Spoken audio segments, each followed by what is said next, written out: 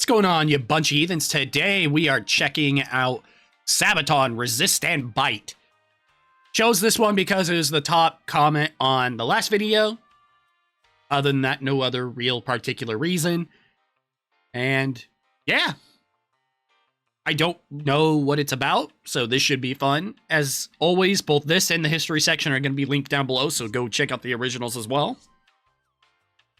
And yeah, let's just jump straight into it.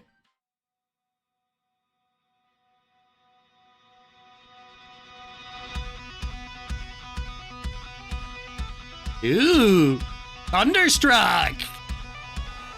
War is coming swiftly, the border's closing in. We're a company of soldiers, near 40 rifles strong, all alone. Oh, hell yeah! Stand alone. Ardennes, the ground's burning, and rumble is at hand. As the blitzkrieg's pushing harder, the war is all around, all around. Hold your ground.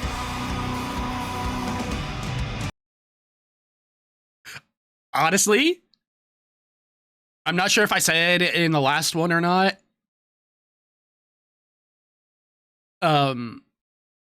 This might be my favorite intro. This is an amazing intro. I really like it.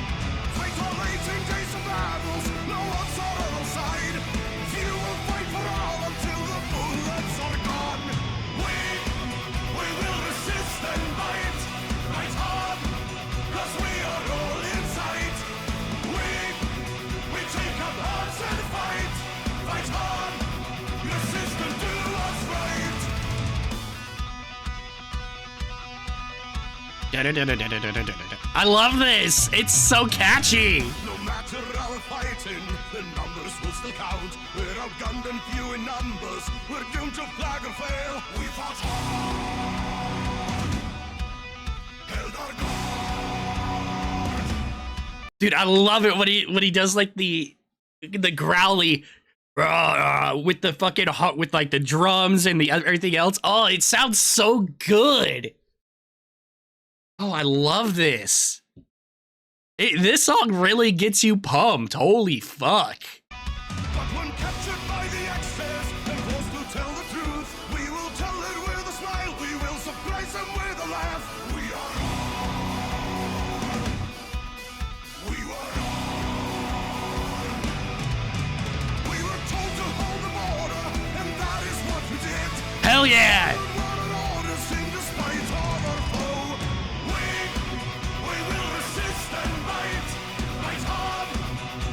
We were told to hold the border, and by God, that's what we were going to do. Oh, that's so good. I can't wait for the history now.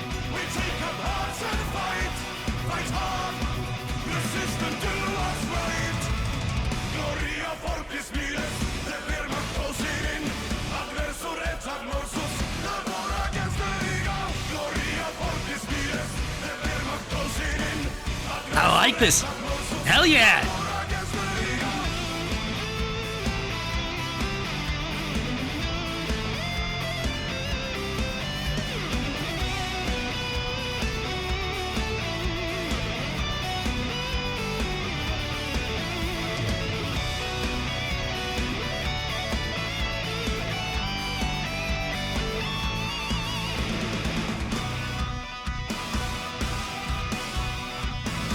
I think this is a really good instrument. I really like this instrumental as well.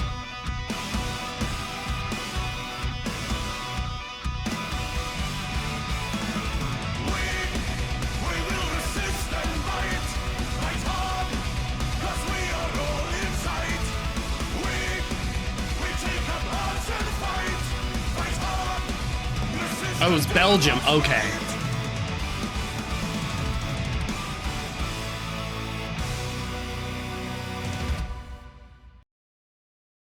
Okay, I'm assuming it said small Belgium, so...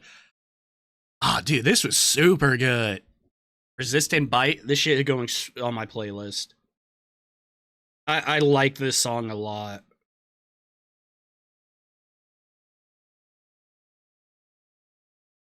Like, this is definitely, like... I love the vibe of this song. this kind of vibey song. Like, don't get me wrong, I like their slower ones. I like their heavier and dark ones. But oh my god, this is just you know, there's always some songs that's just like, dude, I vibe with it so hard, and this is one of them. All right, we're gonna jump straight into the history section now. The German Western Offensive in 1940 is often misrepresented as a walk in the park for the Germans. Our song Resist and Bite proved that it wasn't.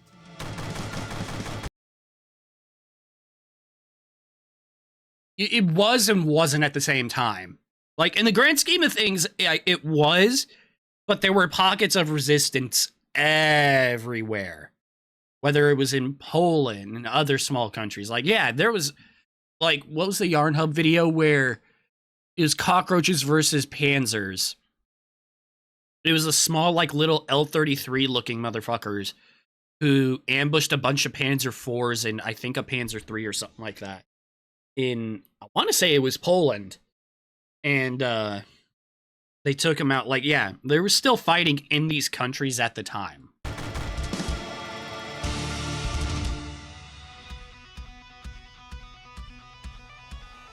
War is coming swiftly, the border's closing in. We're a company of soldiers, they're 40 rifles strong, all alone. All alone. God, so good. I love his growly voice. It sounds so good. It was called the Phony War, and I suppose with some good reason. Although France and Great Britain had declared war on Nazi Germany in September 1939, after Germany's invasion of Poland, they had not launched any real assaults in the field, even after 7 months of inaction. And despite the German invasion of Denmark and Norway in April 1940, London and Paris still did not do so. Instead, they played for time, waiting for the Germans to one day run up against their defensive works. They gathered their strength. The old guard of generals and politicians thought this war would be like the last one, and since Germany lacked the economic reserves and the military apparatus to mirror their 1914 advance into Belgian and French territory, this one's outcome seemed already decided. I mean, I know there was thought to that, but at the same time, oh, they don't have the economic or military prowess to do it. They say as they're gaining more economic prowess by taking over other countries in increasing their manufacture base, industrial base. But the Germans were well aware that with an enemy force ratio already stacked against them, they would ultimately lose any coming war of attrition. Instead, the German General Staff agreed that only a forceful offense would see them victorious. Generalleutnant Erich von Manstein and Generalleutnant Heinz Guderian came up with a daring plan, one that no one would expect them. Wait, what did they say? Came up Oh, Manstein fucking lived for a while. with a daring plan, one that no one would expect them, or anyone, to pull off, to drive a panzer division through the heavily wooded hills of the Ardennes. This would ultimately split the French forces and crash through them and the Belgians at their weakest spot. German panzers and motorized units would race to cross the River Meuse and force an operational exploitation through the Ardennes, and even push through the first Belgian fortification lines at Martelange, and further forward between Libramont and Neufchâteau.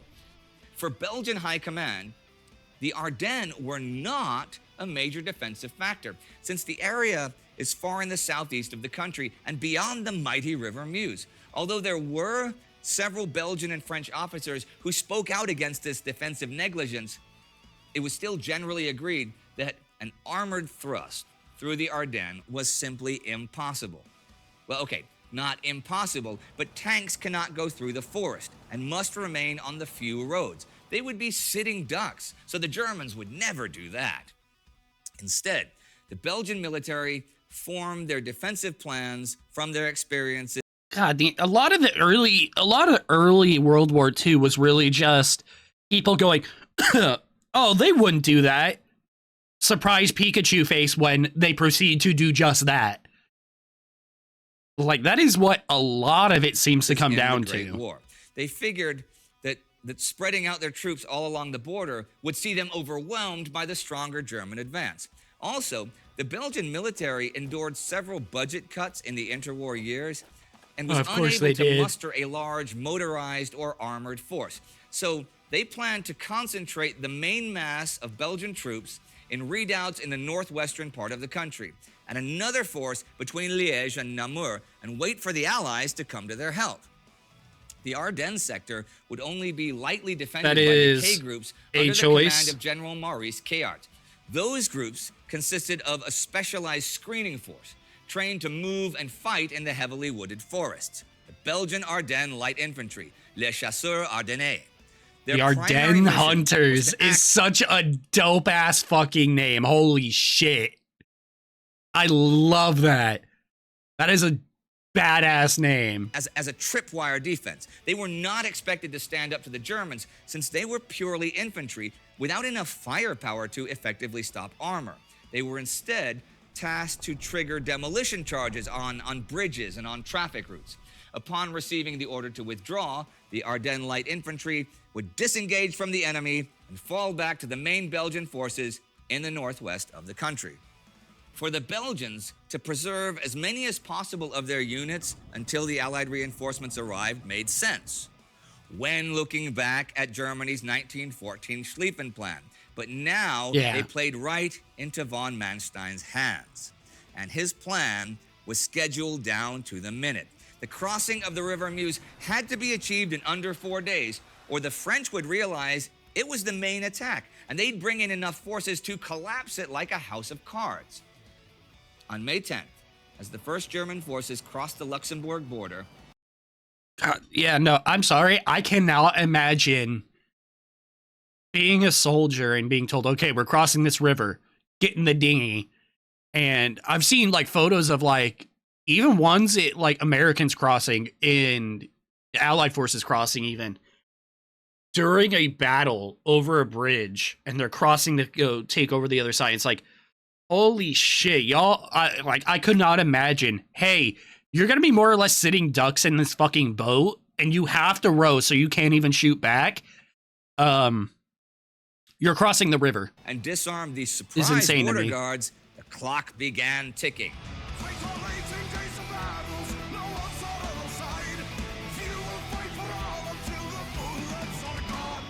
Not even 3 hours later, the first reconnaissance units of the 1st German Panzer Division were rapidly pushing over the River Our and were closing in on Martelange behind the Belgian border. Armored reconnaissance cars and motorcycle companies were putting the pedal to the metal, trying to secure bridges and traffic hubs. But when they reached the outskirts of Martelange, the bridges were already destroyed, and they came under small arms fire from nearby defenders, small groups of the Chasseurs Ardennais, firing from well-camouflaged positions. Scouting ahead, the Germans spotted fortified pillboxes, tank barriers, and other obstacles, aimed at delaying the main German force.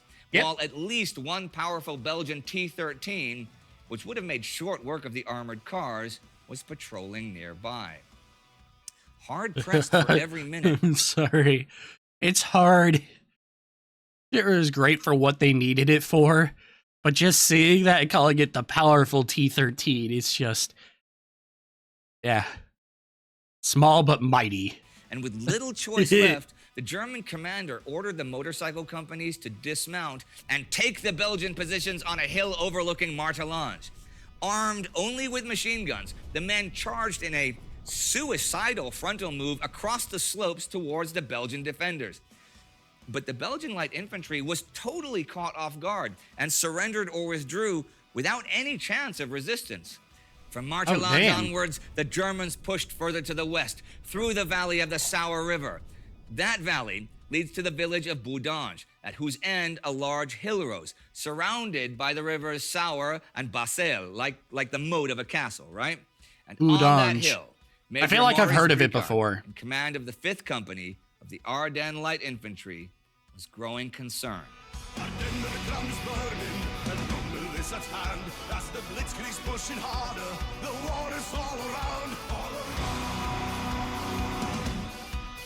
Such a good song. Reports were flooding in of fighting all through the Ardennes, but nothing was very specific. He had faith in his troops, who were veterans of the area and, like all chasseurs, knew how to fight with small unit tactics. Armed with modern 35, 36 Mauser rifles. That's a dope looking, like, I don't know what you'd call that. A vest? No, because I don't think it's a vest. I think it's more like a poncho. It's like a cold weather fucking sheep wolf poncho. And the Model Looks 30 dope light as machine shit. gun, their marksmen could hold their own against just about any enemy troops. Looking down from the hill to the valley, they were also in a fairly good position to use their rifle grenades. They fought everywhere, shooting from behind trees and from on the move, trying to throw the Germans off their precious timetable. The first panzers were held up by the blown bridges and other barriers in Martelange, but the motorcycle companies moved forward down the valley towards Boudange. Spotting the Belgian defenses, they tried to repeat the same trick twice and rushed the defenders by surprise, but without success this time. One of Bricart's combat patrols spotted the advancing Germans in the undergrowth, and after a quick exchange of surprised looks and cracking rifle shots... It's the fucking, oh, what is it? That fucking meme where the two cars are driving past each other and they're just staring at each other like, what the fuck is that? It's, oh shit. Alarmed You're an the others enemy. in the hills. Any further advance by the Germans was met with fierce resistance. Every time a field gray uniform was spotted, it was immediately pinned down with accurate rifle and machine gun fire. Bricart was on the phone, trying to reach his headquarters, asking for further orders. But no answer came. The line was dead. Cut by German paratroopers working in the Belgian rear. Hermann Goering, Luftwaffe commander and Germany's favorite medal collector, sought to speed up the breaking of the Belgian border defenses by sending in German soldiers by glider to attack the Belgian communication lines in the rear and spread chaos and confusion. Some had successfully landed near Virti and cut local telephone lines and blocked the main roads. No messenger could get through to Bricart. That's unfortunate.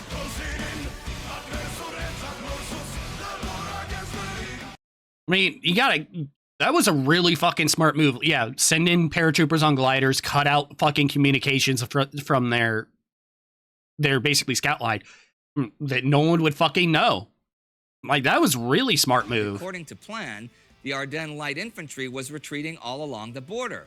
Their headquarters in Neufchâteau sent out orders to disengage immediately.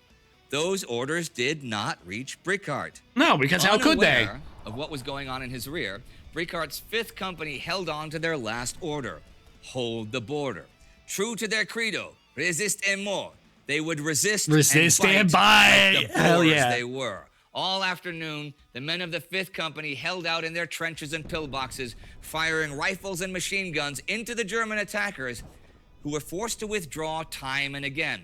And the Belgian defenders were hitting the Germans where it hurt them the most. They were messing with their timetable.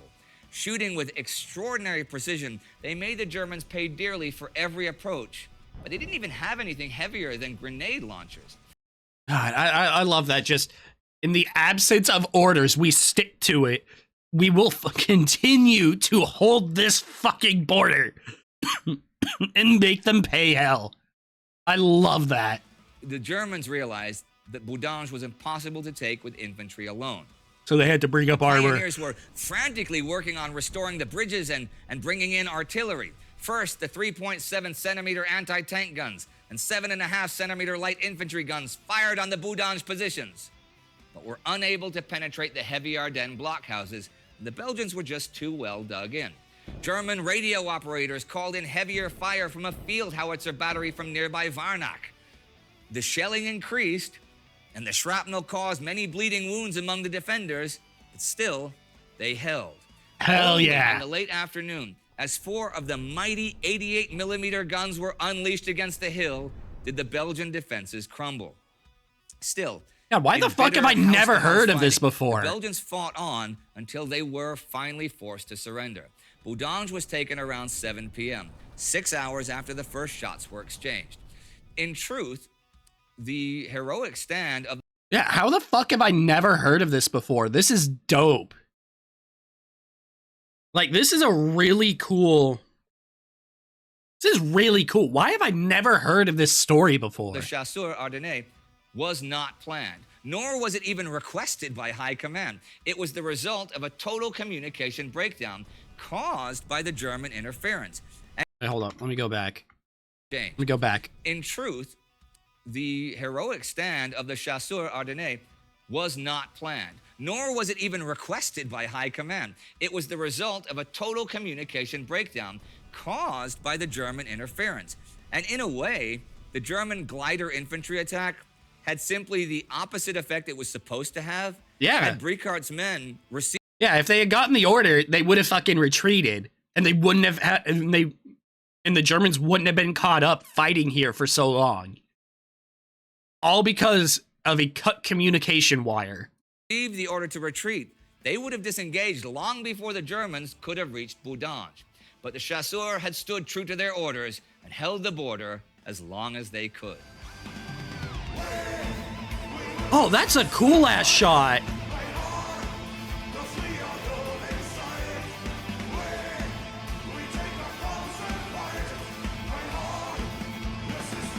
God, that's a big ass concert. Holy shit. I love seeing concerts like this and like festivals. Like, it really puts into perspective, like, how big an audience that is. Okay, so what inspired this? Because this is a bit unusual. And also, the little camera footage from the side of the guitar looked amazing, especially on Quite stage. unusual, and it's a story we rarely had heard anything about. I mean, Yeah, I've there never was heard of it. A fan actually in Belgium who gave us the story in a Flemish document. Okay, and do you speak or read Flemish? Not a single word. Okay. So it became a bit complicated, and the person translated it for us, like, sort of, so that we could understand the story. But we could really never verify that it was absolutely true, because we couldn't find any other alternative sources for this Right. exactly thing. You know, I think it's kind of cool to write a song about a Belgian thing during warfare, because if there's one thing that I've learned from doing both the Great War and World War II, is there's a lot of cool Belgian war stories, actually. There is. Yeah, they're but just they are usually older. That's true. That is true. But they're in the Great also Belgium. A lot of the time, from what I think of, when I think of like war stories from both world wars, they are kind of ignored a lot of the time. Like, they're usually like a footnote, like, oh, like this. Oh, Germany crossed through Belgium into France. Like it's kind of just glossed over One a my lot of the favorite stories time. was the Belgian Armored Car Division. Aha. Now, the Belgian Armored Car Division did not fight in Belgium. Now, when they were invaded and stuff, these were volunteers that went to fight with Russia on the Eastern Front in like 1914, 15, 16. Oh. And now Belgium was still neutral. You know, we think of it, oh, they fought with Allies. They didn't. Belgium was, even though they were overrun and being defended by the Allies, it was still neutral.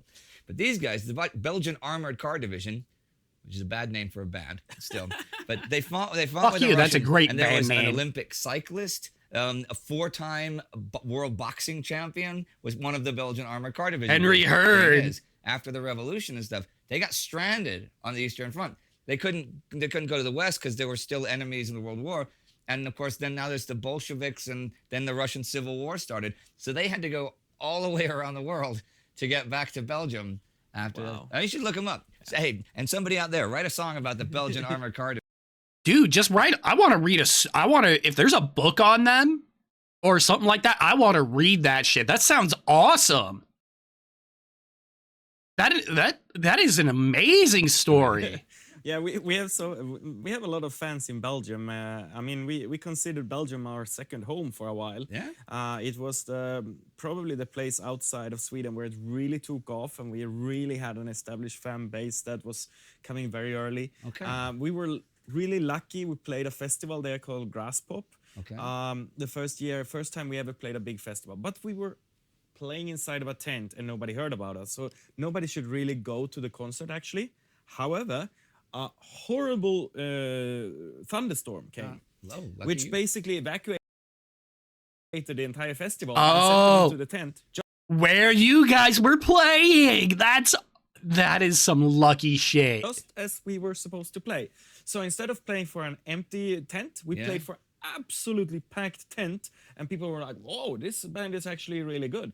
And it led us to the next year. We were upgraded to the main stage of the same festival. Wow. That is so Since cool. then, the relationship Sabaton and Belgium has steadily. I stand by it. I love these little behind the scenes of the band.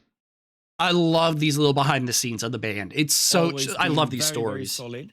So a lot of Belgians over the years have also asked us to write songs about their history and stuff. And this one we found from World War II, which was a little bit like unexpected of all the stories from Belgium to say. No, but that's great. I had no idea that you had such a connection with Belgium. So wait, what year was this with the festival? The first year that you played? The first year we played the festival was 2007. Okay. Damn. Okay, this is before like things with 40 to 1 took off and stuff. Exactly. Stuff like that. Okay. Yeah, so this was didn't go outside early Sweden days. until 2005. Right. We didn't start to tour outside of Sweden, and we had visited Belgium once before. But once we had this opportunity to play on a festival, it was really changing something for us. Well, that's really cool. Well, and thank you, Belgium, for that. Oh, and how about this? If you have any great Belgian military history stories, you know where to write them, right? It could come up Down on here. some future Sabaton albums. Maybe there's a whole album called Belgia. And it's only war stories of Belgium. You know, not saying no, right? No, not saying no at all. Okay. There's plenty of stories out there. All right. Well, I think that's about it for us for today, yeah? That's it for today. Thank you, everybody, for watching. See you next time on Sabaton History. I just realized that's a mug with, I'm pretty sure that is indie. Sorry.